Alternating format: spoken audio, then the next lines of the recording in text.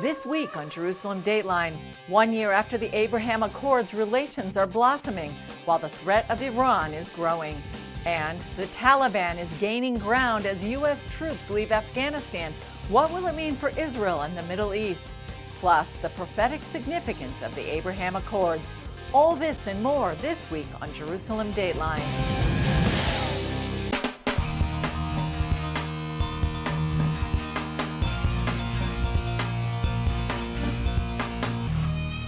Hello and welcome to this edition of Jerusalem Dateline. I'm Julie Stahl, filling in for Chris Mitchell. Mid-August marks the one-year anniversary of a peace deal much of the world never saw coming. The Abraham Accords, initially involving Israel and the United Arab Emirates, soon opened other doors. Here's a look at the historic creation and what lies ahead. When Israel and the UAE normalized relations, it became the first peace agreement between the Jewish state and an Arab state in 26 years. Within 4 months, Bahrain, Sudan, and Morocco also signed on to the Abraham Accords. It is very rare that there's an opportunity for a win-win that can be transformational, not just for a country, but for a region. And the Abraham Accords is that transformational moment in history. What makes these agreements different is the focus on including business, tourism, education, and research between the countries. That's helped open the doors to nearly $2 billion worth of business deals. This has been a very unique opportunity between UAE and Israel to come with an agreement of peace and tolerance together. What this has done is realign the Middle East between countries that want peace and prosperity and countries that don't, and countries that want to continue to battle age-old conflicts and don't care about their people as much as they should. Jerusalem Deputy Mayor Fleur Hassan Nahum and Abdallah Bakr worked together on the UAE-Israel Business Council. The Abrahamic Accords, it's not about the Jews and the Muslims. It's also, you have other nationalities, other religions that they're involved into this, because we all live together. We hope that the momentum that is created will be enough for other countries to join the alliance of the good countries in the Middle East. That kind of thinking led to an agreement this week between the Jerusalem Center for Public Affairs and Bahrain's leading research institute. In light of Iran's recent attacks on ships, it aims to build a coalition of Abraham Accords countries and others in the region. When people of similar sentiments in the Middle East work together and expose what they are doing across our region and suggest a different path, we can actually win that war of ideas. When it comes to the Accords, the United States played a major role, including players like Aryeh Lightstone, former advisor to the U.S. ambassador to Israel. There was an artificial line dividing Israel and other nations in the region and beyond, and it just didn't make sense. Lightstone says the U.S. brought allies together, erasing unnatural divides and trying to remove the hurts. Look at the places that are pillars of hope and light for the region. Bahrain, the United Arab Emirates, and obviously the State of Israel. When they can work together, it's going to drive more opportunity for more people in the region. Given the recent leadership changes in the U.S. and Israel, some feared the Accords might not last. The Abraham Accords and peace in general is not a Republican thing. It's not a Democrat thing. It's an American thing. And America belongs steering this car in order to gain this transformation, and we should be there. You know, the Americans did the fantastic thing of creating the circumstances for this peace and pushing us all together. But now that it's been signed, everybody's 100% committed, and now it's got its own legs. Lightstone's advice to those on the outside is to continue to pray. They're called Abraham for a reason. This is the reunification of Abraham's children. This was brought together by the United States of America, who saw the region clearly, embraced our friends, and made very clear demands of our enemies. Israeli Foreign Minister Yair Lapid traveled to Morocco in the first trip of its kind since 2003. It comes less than a year after they agreed to normalize relations as part of the Abraham Accords. The foreign ministers of the countries signed 3 accords aimed at strengthening ties in tourism, economy and trade, and diplomatic cooperation. While there, Lapid also opened Israel's diplomatic mission in the capital of Rabat. He also said the two countries agreed to upgrade to full embassies in both countries and open direct flights on Royal Air Morocco to Israel. A flurry of diplomatic activity surrounds Jerusalem, but while much of it has been about peace and celebrating the fruits of the Abraham Accords, the common threat of Iran looms large. Bahrain's Undersecretary for Foreign Relations said he was in Israel to talk about peace.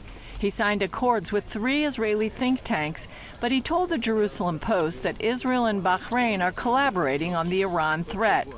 Earlier, he said the JCPOA has caused more instigation and extremism in many different regions across the Middle East. Meanwhile, Israeli Prime Minister Naftali Bennett met with CIA Director William Burns. The visit comes after Iran has been accused of attacking ships in the Gulf of Oman, and its Lebanese proxy Hezbollah fired rockets at Israel. A statement from Bennett's office said the two discussed tightening intelligence and security cooperation, as well as the situation in the Middle East with an emphasis on Iran. And Defense Minister Benny Gantz, who also met with the CIA director, toured the northern border with Lebanon following the Hezbollah rocket attacks on the area.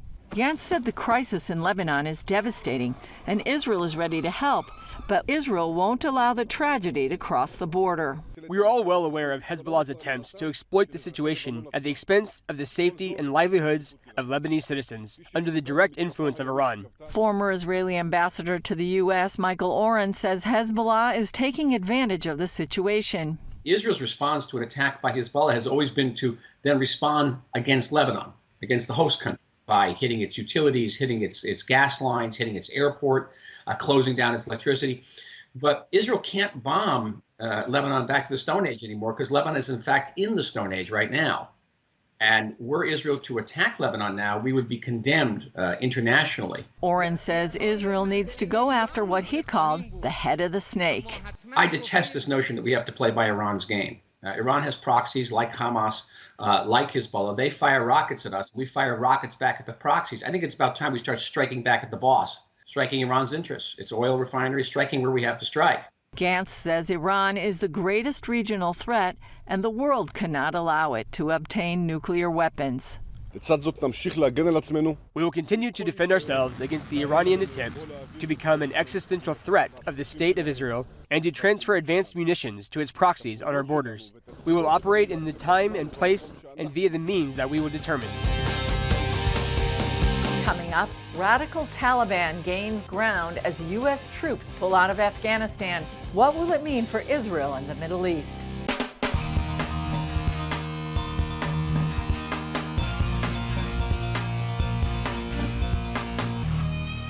Just when everyone in the region was counting on a strong America, U.S. troops are pulling out of Afghanistan after nearly 20 years, and the scene is not good. As CBN News senior reporter Dale Hurd tells us, radical Taliban fighters are taking over provincial capitals and the countryside at an alarming rate, as the Afghani military seems unable to stop them. Another key city fell to the Taliban Sunday as American-trained government forces continue to collapse and surrender. Now the U.S. Embassy is urging all Americans to leave the country immediately. Taliban fighters seized the strategic capital of northern Afghanistan's Kunduz province Sunday, the fourth provincial capital to fall to the Taliban in less than a week. The swift advances come as U.S. and NATO troops complete their pullout after nearly 2 decades in the country. Thousands of Afghan civilians have died in the fighting. This woman says, "My husband was martyred, and then we left our village. My niece's husband was also martyred." Some Taliban fighters are already secretly inside the capital of Kabul, waging an assassination campaign. The director of the government media center was shot and killed Friday, just days after an assassination attempt on the defense minister. After the U.S. spent billions of dollars training and shoring up Afghan forces, several pro-government commanders have surrendered to the Taliban without a fight. Similar scenes happened when the U.S. pulled out of Iraq in 2008. Eventually, the rise of the ISIS terror group forced the U.S. to return. The former U.S. ambassador to Afghanistan, Ryan Crocker, told ABC he still expects a strong defense from pro-government forces in the large cities, but that the U.S. must speed up efforts to get Afghans who helped American forces, like translators, out of the country. What needs to be done right now is to ramp up the evacuation, get more flights in faster. The Taliban will kill everybody, and they will torture them in front of their family and kill them. Former missionary to Afghanistan and author John Weaver says Muslim converts to Christianity are in special danger. There are a few thousand Muslim background believers who are following Jesus now. They love Jesus. It's a small group type of a venue. It is slowly spreading, but it is very dangerous, very difficult for them. In a clear sign of panic from Washington, the U.S. dispatched B-52 bombers and Spectre gunships to Afghanistan Friday to try to hold the Taliban at bay, killing as many as 500 of the fighters. Dale Hurd, CBN News. As we've seen, the situation in Afghanistan is dire. Britain's defense minister said he thinks al-Qaeda could even return.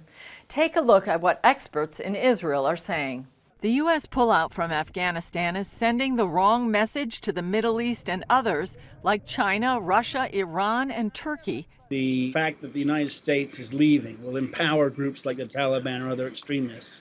It will also empower a lot of America's, let's say, adversaries or enemies or countries that want to take advantage of the decline of America a bit in the region. The message being that America is withdrawing, that America is abandoning its allies, that America is leaving hundreds of thousands of civilians, particularly women civilians in Afghanistan, to their fate at the hands of the Taliban. If anything, America thinks that you can do that without serious geopolitical and strategic ramifications around the world, they're kidding themselves. Earlier this year, President Biden announced that the U.S. would withdraw its troops from Afghanistan by the 20th anniversary of the 9/11 attacks on the U.S. Since then, the Taliban has taken over many regional capitals and assassinated a number of Afghani government officials.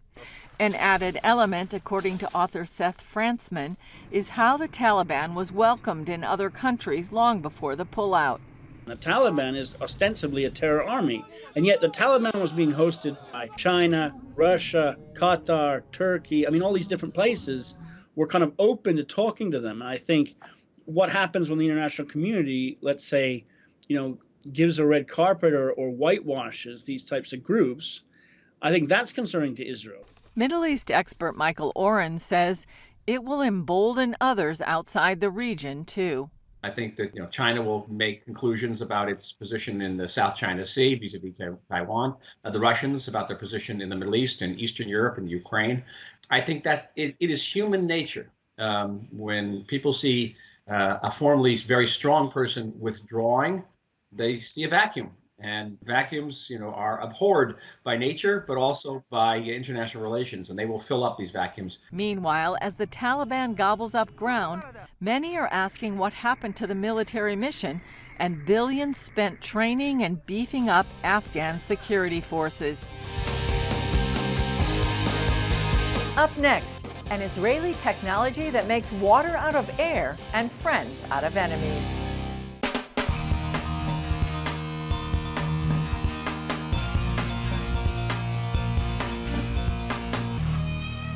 As we've heard, one of the fruits of the Abraham Accords has been amazing business opportunities. Here's a story we did a couple of months ago after a trip to Abu Dhabi about a company that's making water out of air. It may seem far-fetched, but an Israeli company has become a world leader in this groundbreaking technology. It's a vision to provide everyone with clean and safe drinking water. This vision is also helping strengthen those ties between the Jewish state and the Arab world. Abu Dhabi is a modern jewel in the Middle East and capital of the United Arab Emirates. Located on the Persian Gulf, you might think it has plenty of water, but there's a problem. I'm not talking just about the ocean that you see outside. I'm talking about the groundwater. It's all very, very salty and undrinkable. Last year, the UAE became the first Arab state in more than 25 years to make peace with Israel. when it signed on to the Abraham Accords. That opened the door for WaterGen. The second I heard and saw that the Abraham Accords were signed, I dropped everything I was dealing with and went directly to the UAE in order to strengthen the accords. Dr. Michael Mirilashvili is owner and president of WaterGen, which makes water out of air. Now that technology is helping make friends out of former enemies. We started here almost 6 months ago, and today our machines installed all over Abu Dhabi. Temperatures in Abu Dhabi regularly soar to 100 degrees and above, and that's hot.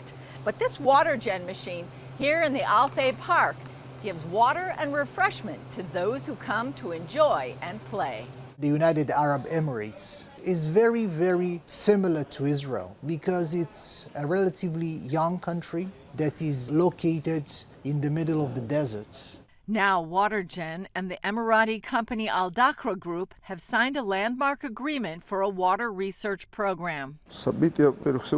We opened a water research institute in the UAE, which is a sub-institute from Tel Aviv University in Israel, named after my father, Moshe Mirilashvili. It helps us at WaterGen to produce a formula for the best premium water in the world, which will be the tastiest, the cleanest, and the healthiest in the world. Ben-Gurion University of the Negev is also involved. President Daniel Chamovitz says the goal is to combine research on water and agriculture. What we're doing with WaterGen is bringing these two institutes together such that with water purified through WaterGen from the air can then be used to funnel into agricultural systems to provide horticulture in desert urban settings. Another major announcement came with laying the cornerstone for a WaterGen production facility in the UAE. It will provide products here for other Gulf states and Africa. They have a dream. Also, it's our dream and vision that the Abraham Accords impact not only the Middle East, but the entire world and demonstrate that peace, cooperation, and mutual respect are much more beneficial than animosity. While 70% of the Earth's surface is covered by water, only half of 1% is fresh water. More than 2 billion people don't have access to safe drinking water. That's where WaterGen comes in. My main goal is that every person in the world could afford to use our machines and have the best drinking water. WaterGen co-CEO Michael Rootman explains how WaterGen works. For the last 100 years, people were using a very, very simple mechanism called the heat exchanger in order to cool air. When the air is reaching a dew point temperature, the humidity is separated and you get water. Company scientists work to reinvent the heat exchanger. Now, with this revolutionary patented new heat exchanger, we can extract up to 5 times more water per 1 kilowatt of energy than any other technology on the market. Their biggest machine makes some 1,300 to nearly 1,600 gallons a day. We're going to introduce bigger machines in the future, but factories know, because the whole idea here is about decentralization. The whole idea is to place as many small machines or medium machines all around the place and to create the water when you consume it. That includes a small genie machine for the home and even for cars to provide running water while you drive. Already in more than 80 countries, WaterGen has also placed machines in the Gaza Strip powered by solar panels. Ambassador Eitan Nae, head of mission in Abu Dhabi, tells CBN News what makes this partnership so strategically important. What we see around WaterGen is that it defines the reason why the United Arab Emirates wanted to have such relationships in the first place with Israel, which is about what we can give each other, technology and scale up. Nae adds why that combination leads to a strong synergy. It's really a symbol of our relationship. We create water from the air. We create relationships. We create contacts. We create business and trade out of animosity or indifference before. Friends out of enemies. So this is what we're heading for, hopefully. Mirilashvili says a key part of the decision is that the UAE didn't choose WaterGen just because it's Israeli. They tested a lot of companies and compared, and they realized that we had an edge over everyone else. They told us, no one can even compete with you. He says that's led to a stronger partnership with very good people. When one has good and serious intentions, the Almighty always lends His help. Still ahead, are the Abraham Accords a sign of prophecy unfolding?